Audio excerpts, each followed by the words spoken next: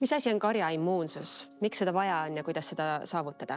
Kui me mõtleme elanikkonna peale, kui meist on suurem osa teatud haiguse läbi põdenud, siis seda haigust selles populatsioonigrupis ei põeta enam.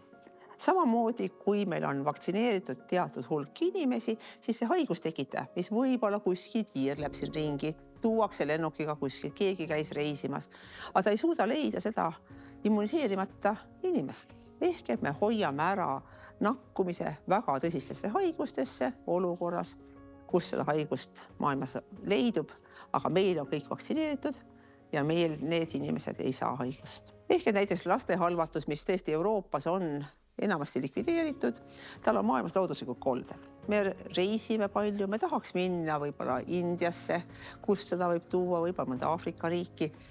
Ja kui siis sa tood ta kaasa, ta kipub leidma ka Euroopas üles selle üksiku lapse või täiskasvanu, kes selle haiguse vastu on vaktsineerima. Ja see on tõsine invaliidsust põhjustav haigus. Kui me räägime karja immuunsusest, siis teatud haiguste puhul peaks olema mingi kindel protsent inimestest vaktsineeritud, et see haigus ei suudaks levida. Suurem osa haiguste puhul see on 95% ehk 95 inimest 100 võiks olla vaktsineeritud, siis see haigus ei suuda levida. Kui küsitakse teinekord, miks peaks vaktsineerima punetiste vastu? Punetised viirushaigusena lapsed põevad kergelt, küll aga on väga suur risk, et punetistesse võib haigestuda rase ja punetise viirus kahjustab loodet kogu raseduse jooksul. Ja nüüd väikelapsi vaktsineerides, kes võivad põevad ise väga kergelt, me tegelikult kaitseme neid noori naisi, kes on lapseootel ja säästame nende lapsi.